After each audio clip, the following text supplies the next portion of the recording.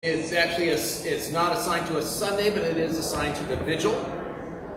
And so it's one of the psalms we would sing in the Old Testament portion, recitation portion of the Great Vigil of Easter. And again, it's one of those things where it's like, wanting the Lord to take care of enemies and all that stuff, and those tend not to make the Sunday cut. But we do bring them out at the vigil. Because after all, if you're going to sing the Song of Moses, those, the chariots you have thrown into the sea, you might as well just put in the rest of the song. It's like one in for a penny, in for a pound, right? So the destruction of Pharaoh's army had to happen somehow. It's like they weren't, evidently, you couldn't ask them politely to stop chasing you. So. Would you please? No? Okay, Red Sea time. So the psalm begins with the prayer, the petition to hear our prayer. Hear my prayer, O Lord. Give ear to my supplications in your faithfulness. And you have two words that are going to be played with here that become extremely important in the Pauline corpus, right? The word for the God's faithfulness, and then immediately after that, answer me in your righteousness. And in the Greek Septuagint, that would be dikaiosune. You're right, that we are justified and made dikaiosune through our pistis, through our faith, right? And so in some ways, this psalm gives us a wonderful kind of backdrop and so what would Paul mean by that? What does Paul mean, as opposed to what Luther meant by it? Which, again, he had his idea, which, that's all good. He was had a polemical opponent with which he was engaged, which, and I'll be the first to say that high medieval Catholicism may not have been the apex of the Christian tradition. I'm just, some beautiful things were done, mistakes were made.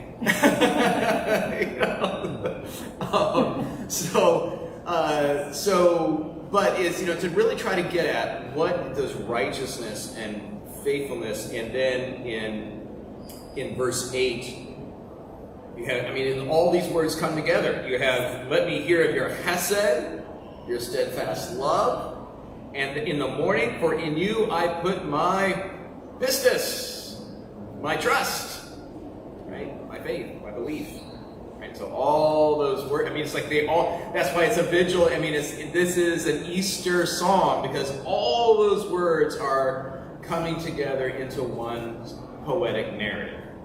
And so our prayer to God is founded, even the act of prayer is founded on an assumption of God's own faithfulness and the dikaiosune, of his righteousness. And here, again, given that if we're describing God as righteous, right away it should indicate that this is, so like when we receive righteousness as a gift through Jesus Messiah, it's not, God, it cannot be described as in a sense, morally excellent for a monotheist, right? Because God is God. There's those categories of moral excellence. That does not apply to the divine being, right? That's not an ontologically appropriate mode of evaluation.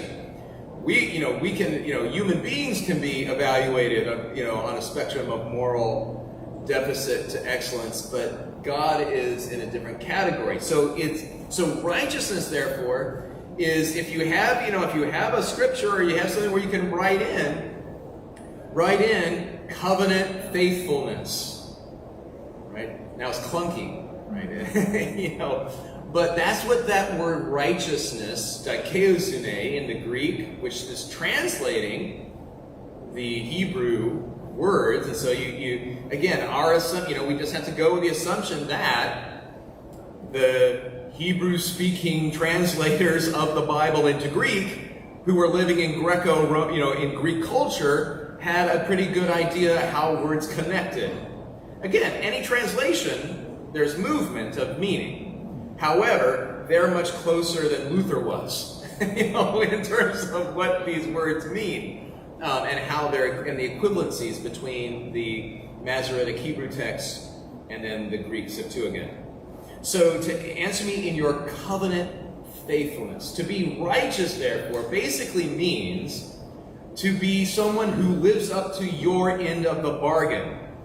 Which, again, is when you put it in that commercial context, and by the way, you notice I've called out Paul for, like, in the times when he uses commercial metaphors. Because, I mean, his people live in the world. He's like, credit Paul the Apostle for trying to speak to people in a language they understand. Using metaphors of commercial transactions in a seaport like Corinth. Okay, like a crossroads of merchandise and mercantilism. So yeah, the Corinthians, they're going to hear commercial language, contract language.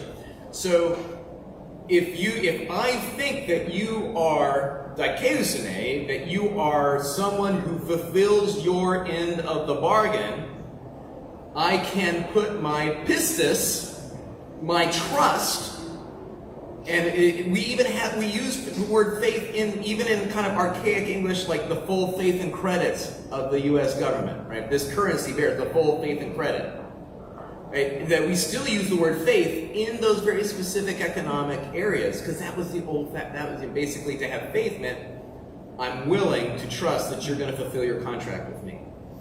That's what faith is. It is not necessarily in the first place, at least in the scriptural milieu, including the New Testament, it is not in the first place a cognitive assent to propositional assertions.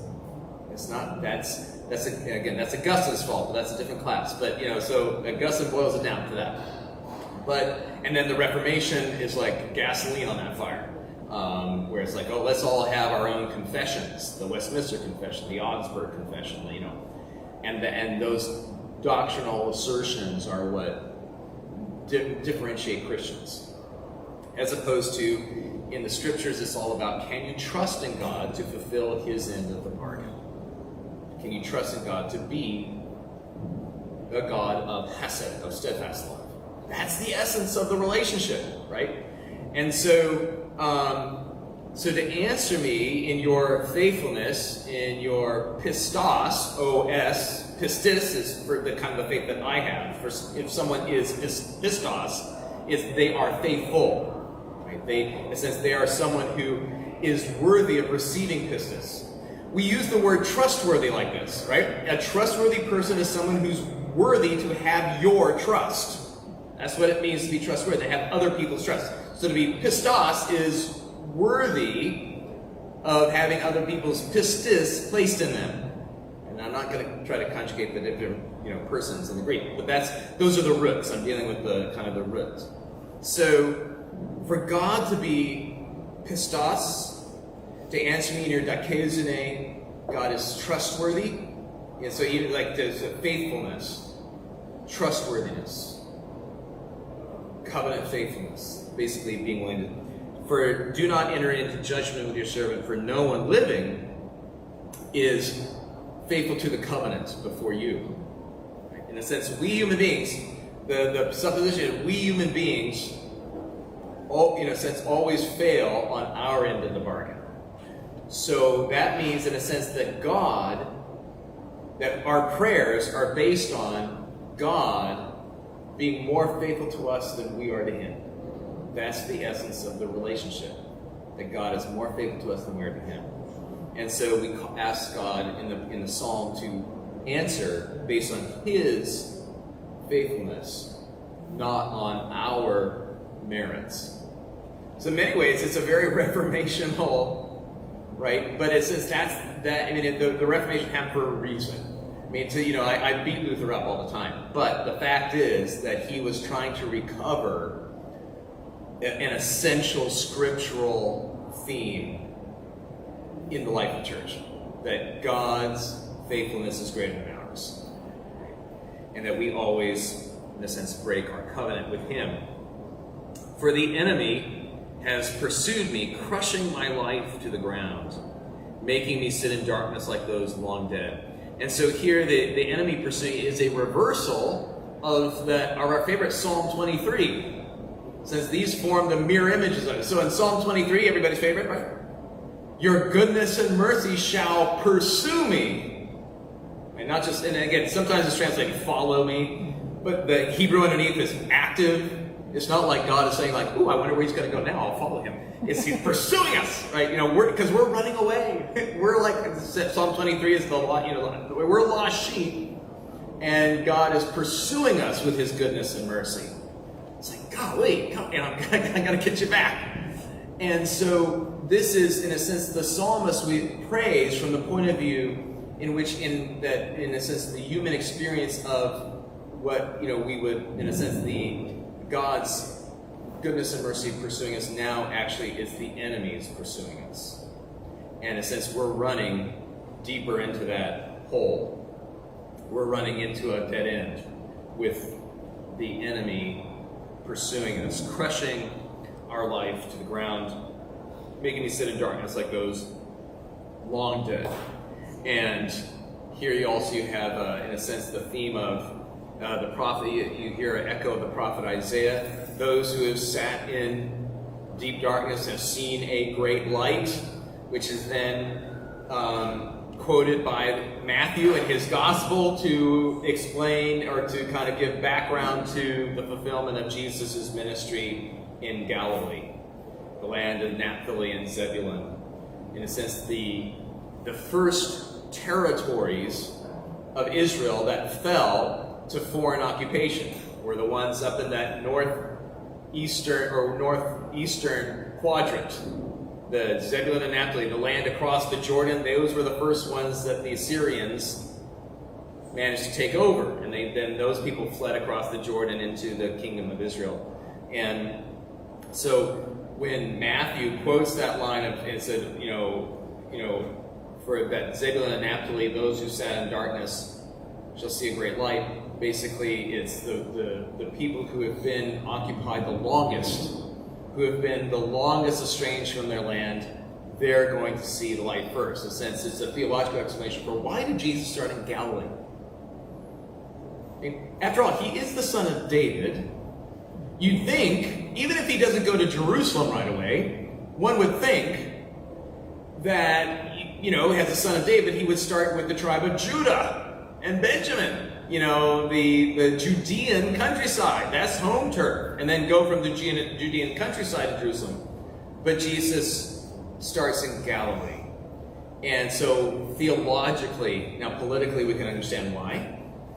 That's the farthest away from a Roman garrison, and it's also kind of in a contested space where the Jesus movement can build some steam before coming to the attention of central authorities. But theologically, the point that Matthew makes in his gospel is that Jesus starts there because, in a sense, they've been exiled the longest. They've been under the boot of every successive occupier the longest. And so, in a sense, Jesus is, the mercy of God goes first to those places in our lives that are, in a sense, the furthest away from God's desire for us. Harder for him. He started. I think he started in church. The southern part, yeah. You never change in your hometown. Right, yeah. His family, they would always still look at him. Sure. As a kid. Right. Well, that's what you know in Nazareth they did. Like, isn't this Joseph's kid? Yeah. Yeah, exactly. So the psalm is, so in a sense, the psalm, and we don't know which comes first, the psalm or Isaiah. Like which trope, which theme gets introduced into the spirituality of Israel, or how it enters, I should say how this theme of darkness, sitting in darkness, is being brought out. Basically out of the image here is twofold, either out of a prison or out of the tomb itself. Again, individual, that's the context, is that this making me sit in darkness like those long dead. It's a tomb, yeah.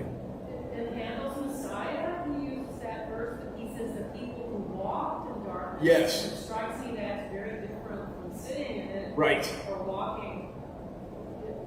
I never knew that there was a different translation. Right. Yes. So And so again, walking is that typical Semitic metaphor for a lifestyle, what we would call lifestyle. So when Paul says walk in love, he's saying basically have a love lifestyle. Has Messiah had a love lifestyle, giving himself for us? So walking is that, so serves that sort of, that would be the colloquial interpretation of to walk is to have that lifestyle.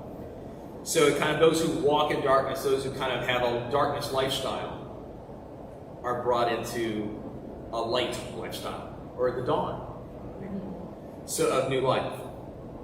Therefore my spirit faints within me, my heart within me is appalled. And so again, the idea of the spirit has the part of the human person that's in contact with the divine. That's kind of like that's the joint.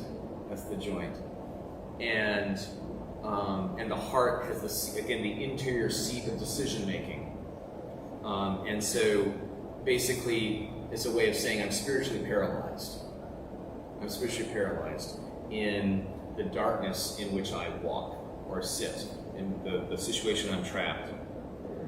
And so the enemy, again, Augustine makes a classic move, so I hope that every time you read enemy, you think sin/death.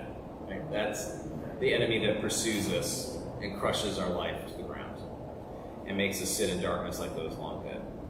I remember the days of old. So what is the antidote to spiritual crushing, to spiritual paralysis? It's remembrance. Anamnesis is to remember. And that, again, that's a theme all the way from the Exodus narrative all the way to Jesus's Exodus meal, the Passover meal of Jesus, to remember me when you do this. I remember the days of old. I think about all your deeds. I meditate on the works of your hands. So, in a sense, what the psalmist commends to us, and in our life of prayer, it's a more poetic way of, in some ways, of saying that good old-fashioned, simple, spiritual, count your many blessings, name them one by one. Count your many blessings, see what God hath done. Count your blessings, name them one by one. Do you ever sing that in VBS? Anyway, as a Methodist VBS, that's you get to sing count your many blessings. And so, but ultimately that is the antidote that is prescribed by the psalmist, is to remember God's goodness and his blessings in the past. Why? Because, coming back up into the first section, that reminds you, or you remember, God's dikaiosune. You remember how basically he's fulfilled his end of the contract before. And so basically it's like God is a reliable business partner. Right? In a sense, God is someone who keeps his end of the bargain. And in a sense, that in a sense, commercial metaphor is challenged by Jesus in John's Gospel through the naming of his disciples as friends, right? In a sense, not only are you kind of business clients, but I now name you as friends. And now again, in the Greek world, a friend, if you've ever read like Plato on friendship, and the Greeks wrote about friendship quite a bit. They were fascinated by it. And why does friendship exist? What does it mean to be a friend? What do friends do for each other? Because it was outside of the family unit.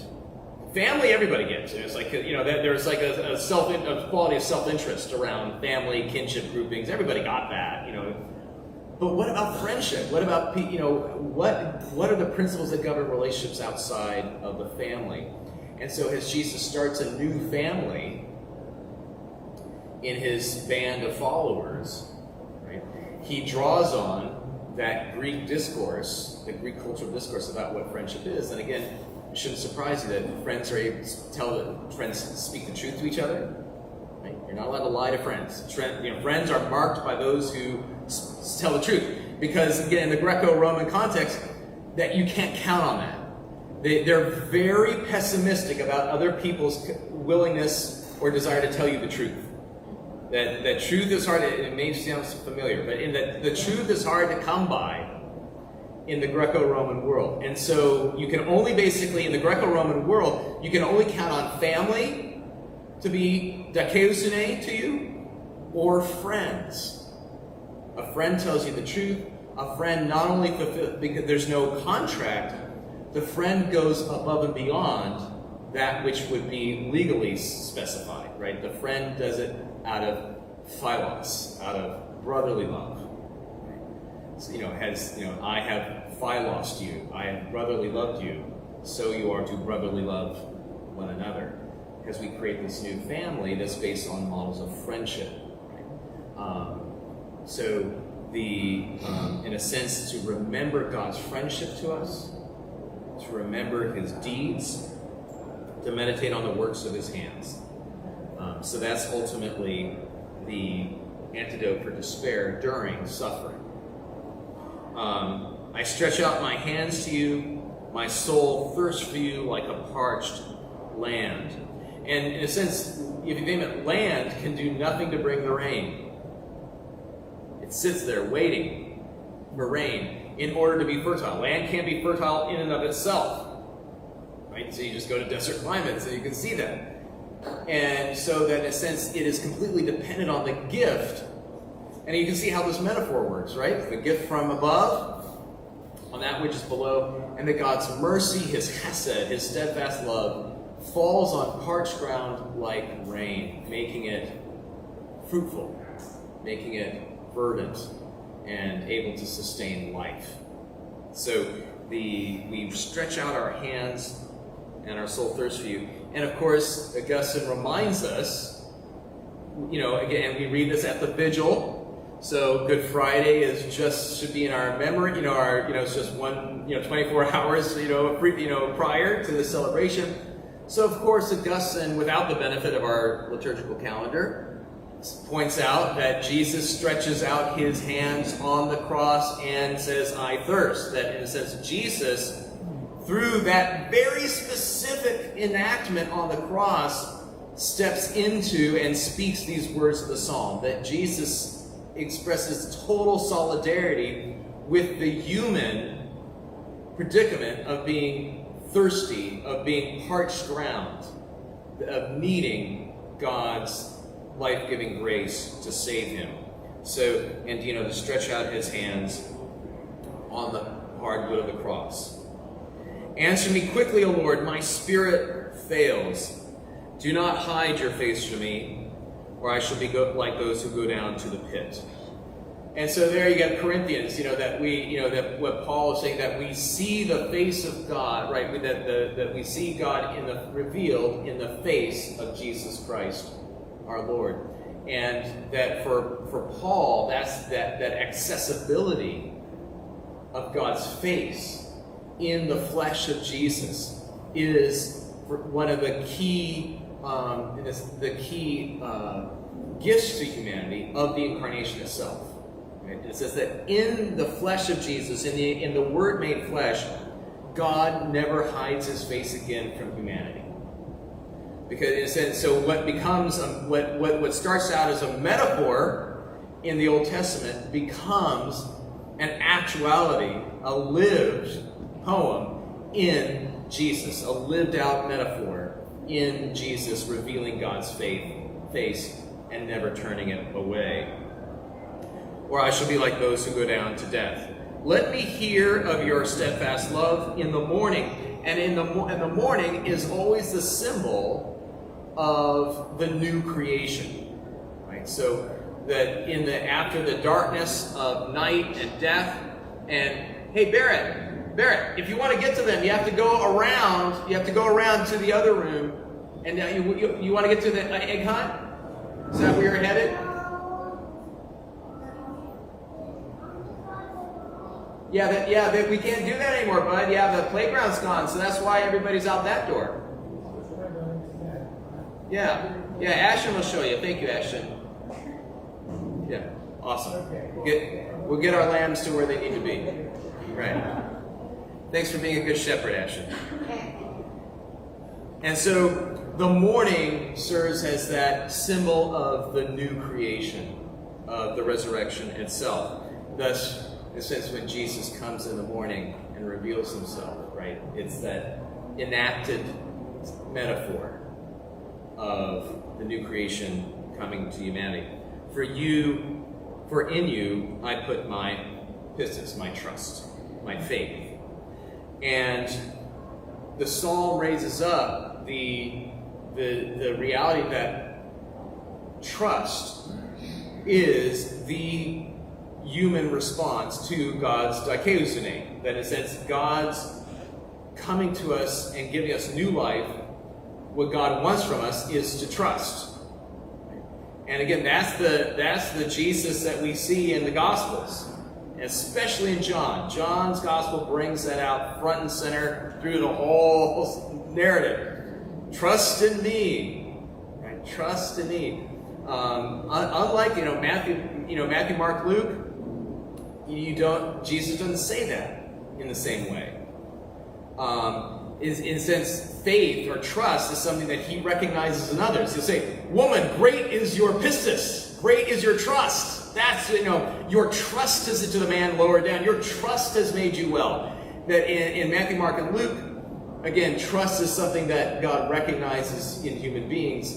But in John's Gospel, trust is something that Jesus is continually challenging human beings to have in him. Trust me, trust me. Blessed are, have you trusted because you've seen me? Blessed are those who trust without having seen.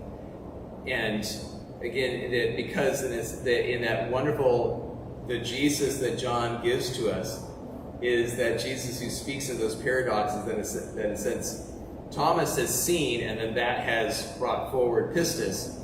But if you think back to in John's Gospel, the healing of the man born blind, it's actually what Jesus is pointing to in that scene is that it's actually trust that gives us the sight. and for everybody after the apostles, that's how it's going to happen. You have to believe it to see it. So that's the economy of trust in John's Gospel. So we are called to put our trust in God's steadfast love, in his hesed, which again we remember through his acts of the past. Teach me the way I should go, for to you I lift up my soul. And so again, this is so central to the idea that basically God's ways, like the way in which we walk, our lifestyle, is something that we're called to learn. It's not something that we just kind of come to naturally. So we ask God to teach us through the power of the Spirit a lifestyle that is consistent with his hesed, right? Consistent with steadfast love. For to you I lift up my soul. Save me, O Lord, from my enemies. And again, we can hear Peter the Apostle when he begins to sing, "O Lord, save me." That's what he cries out. Save me. And so that, in a sense, Peter quotes the psalm when he cries out to Jesus. "O Lord, save me." And that the waters of death are the true enemy. The waters of death are the true enemy. For I have fled to you for refuge. Teach me to do your will, for you are my God. Or as Thomas would say, my Lord and my God. That, in a sense, that's all part of the encounter with Jesus, is recognizing in the risen Jesus the source of a teaching of a new way of living. In a sense that it's not just one moment. That to acknowledge Jesus as Lord and God is to, in a sense, open oneself, yield oneself to be taught a new way of seeing the world and oneself. To see the world and oneself through the light of God's love and the new commandment, right? To love one another as I have loved you. And for your good spirit, if you have a scripture and you have a little pen or pencil, feel free to capitalize the word Spirit in verse 10b. For your good Spirit with a capital S leads me on a level path, right? And again, Augustine contrasts that. It's like that God's good Spirit with a capital S is to be contrasted with our kind of bad spirit that leads us on crooked paths, right? So it's the contrast between the good Spirit of God and our bad spirits, plural, that lead us on wilderness paths. For your name's sake, O Lord, preserve my life. In your dikaiosune, in your righteousness, bring me out of trouble. In your hesed, in your steadfast love, cut off my enemies and destroy all my adversaries, for I am your servant. And in some ways, I think like the good news of being a servant of God, so the servant of Jesus Messiah, I think Paul leans on this. He always calls himself a slave of Jesus Messiah. And he says, well, you should become slaves too. Because again, you have to remember, in the ancient world, okay, it's like, yes, antebellum slavery, bad. Ancient world, in the ancient world, a slave is someone that the master has a claim on and doesn't want anyone else to mess with, because you're the master's. Like, hey, him or her, they're mine, and they're doing my will, and I will protect them. And so to be claimed as a servant of a house, we just have to remember, like, even in this is in 17th century England, even in 17th century England. Half the population was in domestic servitude to the top 10%, and you have this kind of band of about 30% who are freemen of various, economic capacities, but really about half of them were in some sort of domestic service in a house.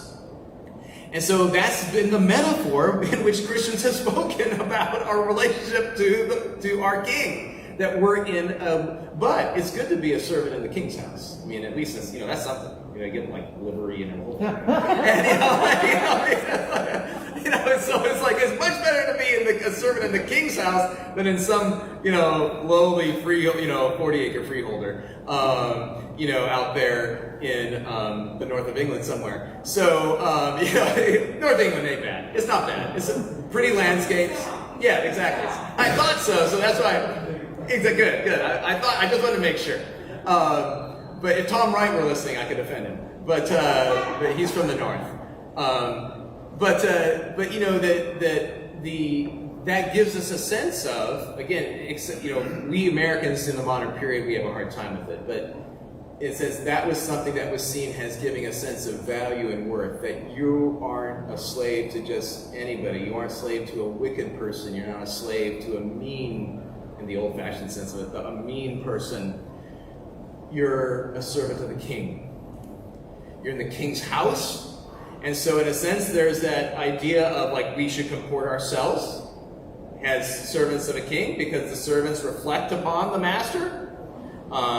He's like, oh, standards have fallen in this hotel. It's like if you get, depending upon their hospitality with which you were given, right? And so, or do we show the king as someone who's worthy of our best? But again, that also comes with the king has a claim on us, and so in a sense, it's a waste of God's money, so to speak, to let us be subject to sin and death. And so we come to God in confidence that we have, as St. Paul would say, we have been bought at a price. He says, don't forget, you have been bought at a price. And so that the price of God's love in Jesus on the cross is something that we can cling to as a source of our own worth. And that's something for which we can give thanks as we remember God's deeds of old and lean into his hesed, his steadfast love, manifesting itself in our lives in the future. Okay, well, our next week is our final psalm. We've made it through Psalm 149. Psalm 149. We just did 150 today. Psalm 150 was in the lectionary for today. So we'll make it for this like one of the only psalms of praise. You can imagine the reasons why. Didn't make the Sunday cut, but so we'll end our time on Unsung Psalms with a psalm of praise next week. So we'll see you then. All right. Blessings.